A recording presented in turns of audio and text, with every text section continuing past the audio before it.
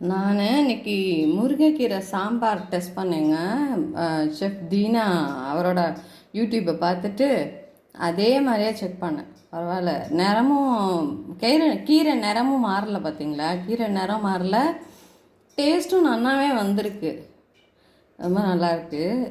ஈஸியாக சொல்லி கொடுத்தாரா, சரின்னு டக்குன்னு ட்ரை பண்ணிட்டேன். டைமும் ரொம்ப ஒன்றும் எடுக்கலை, கொஞ்சம் தான் எடுத்தது.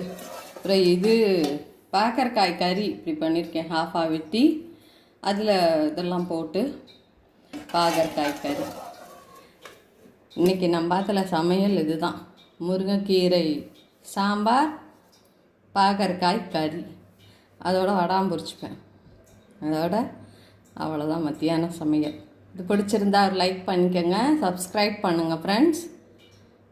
நெக்ஸ்ட்டு இது பண்ணும்போதே நான் உங்களுக்கு பிடிச்சி காமிக்கிறேன். ஓகே.